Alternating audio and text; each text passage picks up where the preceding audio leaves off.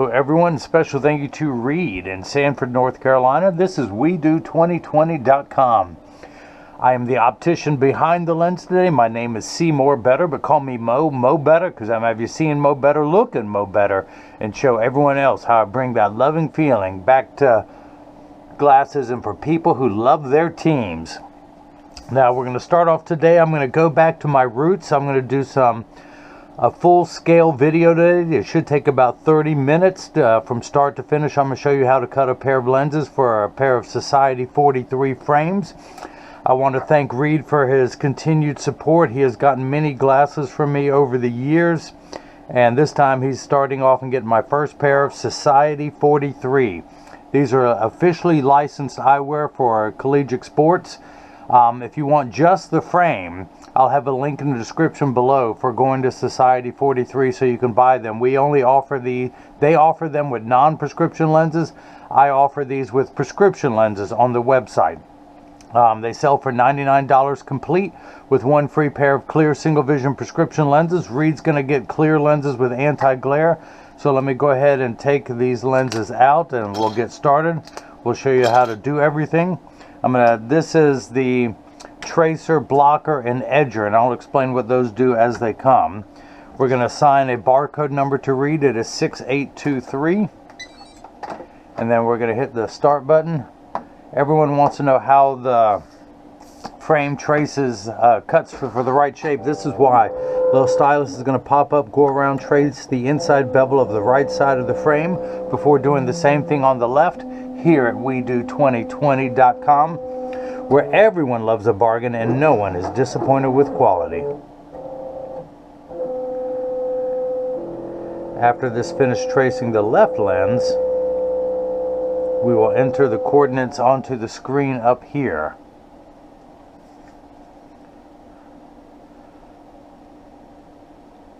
Come on, trace, trace, trace. There you go.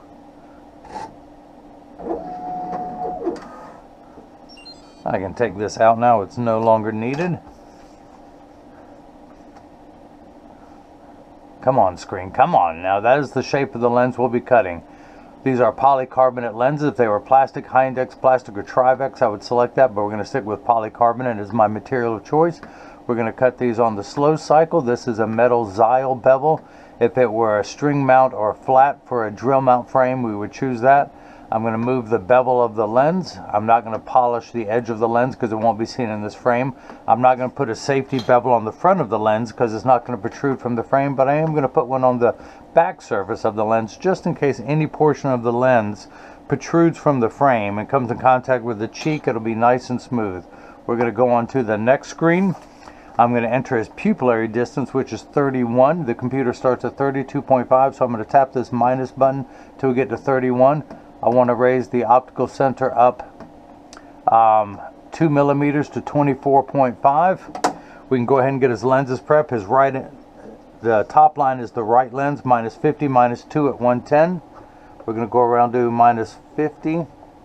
Put the power drum there. Take the lens out of the protective packet.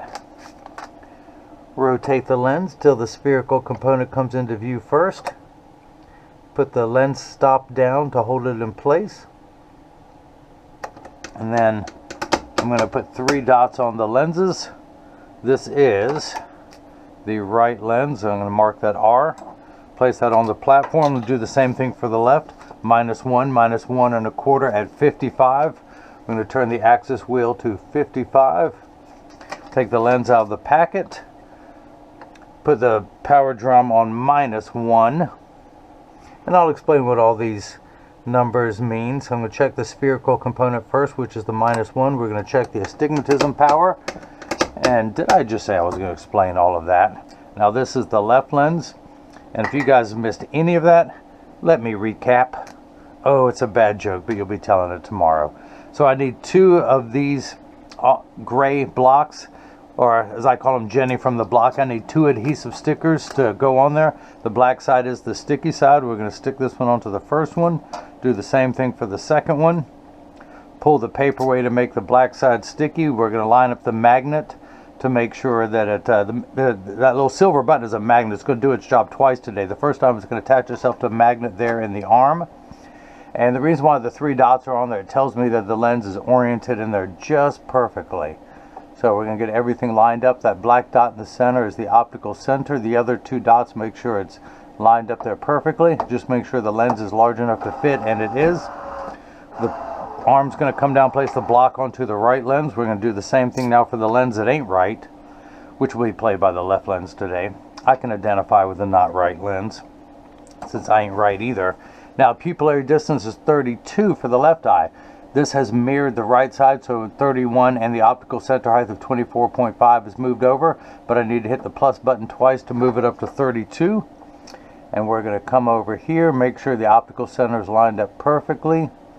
The other 2 dots, making sure that's large enough, and hit that button. The arm comes down, places a block onto the left lens. So we're done with the tracer and the blocker. We're going to move over to the edger. This costs $40,000. I recommend everyone go out, buy their own, put it on your kitchen counter. Then you can cut your own lenses at home, or better yet, put it on the tailgate of your truck. So when you're tailgating at the football games, you can cut lenses for all your friends. Now, the actual cutting wheel is this diamond crusted wheel on the left. It's going to grind the lens down from this size to this size. This wheel in the center that has that little groove, that V-shaped bevel, that's what's going to put the bevel onto the lens so it stays inside the bevel of the frame. So we're going to move this, we're going to go ahead and transfer all the data from here to here. And again, this was job ID 6823. Let me move that cloth out of the way. 6823. I'm going to go ahead and put the right lens in. The magnet's going to do its job a second time. It's going to attach itself to the chuck, or as I call it, the Charles, because I don't know this machine well enough to call it Chuck. Oh, did I mention free bad humor with the purchase of every pair of glasses made? All right, I'm going to hit the green button. The door is going to close. The clamp is going to shut.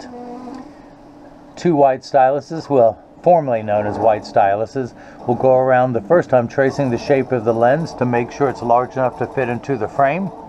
And the second job, it's measuring the thickness of the lens at every point to know exactly where to place the bevel. If it were going to do it automatically, I'm going to override it and tell it where to place the bevel. And we're going to do the first 1 millimeter, so that, just out of habit, if these were polarized lenses or transitions, if the bevel is in the middle, sometimes you can get a little white ring around the edge. Excuse me, which is no bueno. So I'm going to hit the green start button. The cutting wheel at the bottom is starting up. In a moment, the lens is going to drop down onto the cutting wheel. Now, there'll be water in the background. That's there to catch the optical sawdust. Polycarbonate lenses cut dry, whereas plastic, high-index plastic, and Trivex have water spraying on the lens the whole time. Now, water will spray onto these lenses, but only for the last 30 seconds to wash away any optical debris. Now, as I mentioned, his lenses are made out of polycarbonate. Polycarbonate is 40% thinner and lighter than regular plastic. They are virtually unbreakable. These are impact-resistant lenses, the same lens material that our soldiers wear overseas in combat zones to protect their eyes from shrapnel, from flying debris. They're also aspheric. Aspheric simply means not spherical. A spherical lens is round in each direction, giving an ugly cosmetic fishbowl appearance. So not only are they 40% thinner and lighter, it has a flatter front curvature to fit in today's flatter curvature frames. The other thing is they have an anti-glare coating, which adds 44. The frame and lenses are $99 complete. The anti-glare adds 44 for a total of $143. The anti-glare coating reduces glare when driving at night. It also reduces glare from street lights, stoplights, computer screens, overhead fluorescent lights, and such. So now it's measuring again where to place the bevel, the check and balance system. The second feature of the anti-glare is it reduces reflections. So when someone's looking at you, they're less likely to see their reflection in your glasses, or the modern era. If you take a selfie, you're less likely to see the phone in the camera. The third feature that I like, it's a practical side, is that it comes with the industry's hardest scratch coating.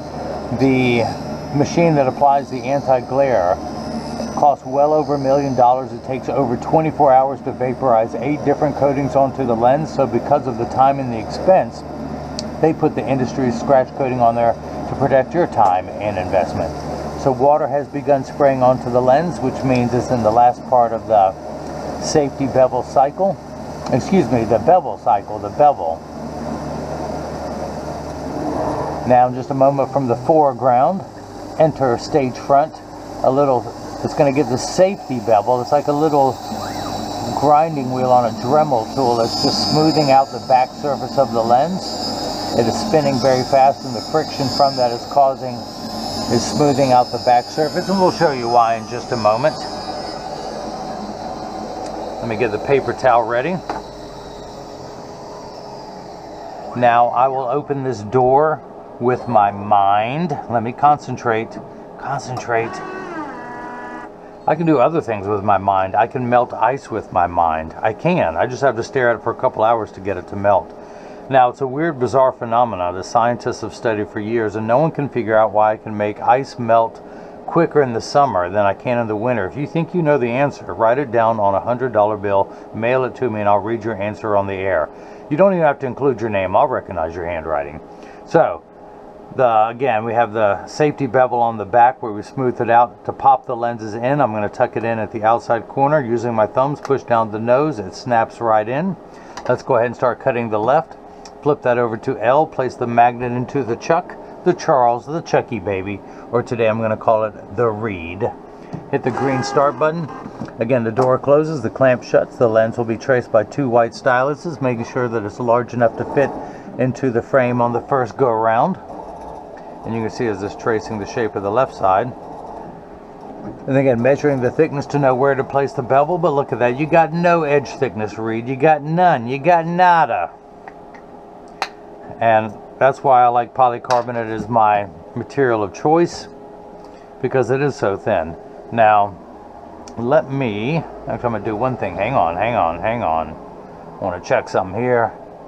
Let me do something while I'm at it. Okay, so we're going to come back down here. While the left lens is cutting, we're going to do what's known as final inspection. We're going to turn the axis wheel back to 110. Now I'll explain what all those numbers in this prescription means. I'm going to put it in over that black dot. I can darken it for us.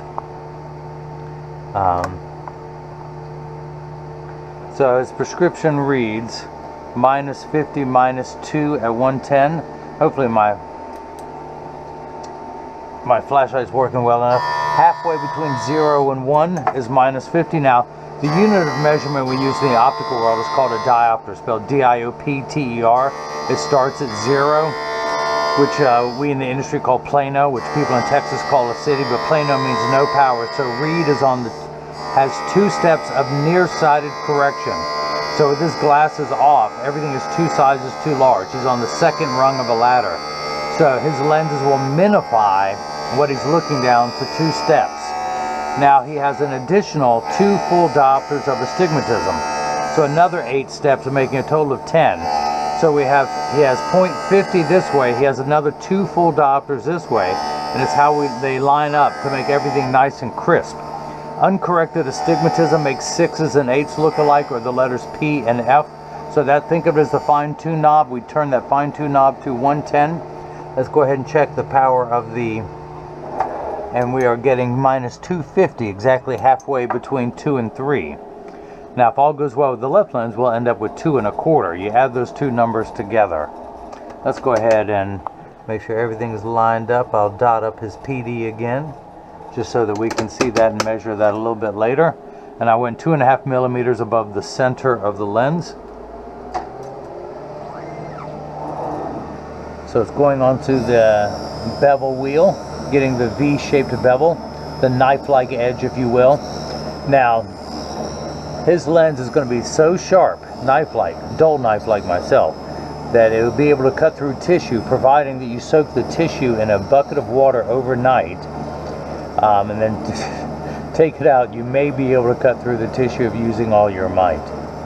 Now, while that is cutting, this frame is available in 3 colors. We have the all black. The reason why he's doing that, his wife, Brandy, has a beautiful Camaro, and he wanted a pair of sunglasses that while he was driving it or chilling in the passenger seat would match the black Camaro. It comes with a blue overlapping NC logo. All frames have the Society 43 logo on the inside, because they all come with the Society 43 cleaning cloth / carrying bag.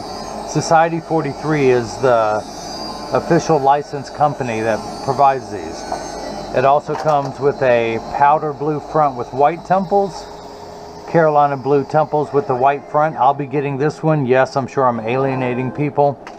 I grew up a Tar Heel fan. My wife is a Dookie. We get along all but 2 days out of the year. We sit at opposite ends of the couch and don't speak to each other during the games. And I've got to a point in my life that I realized if we all rooted for the same team, it wouldn't be any fun. So I'm going to tuck it. We are a house divided, as we call it. Since I root for one team, she roots for another. I'm going to tuck it in on the outside corner, press down with my thumbs. It snaps right in. Pull the block off, pull the sticker away.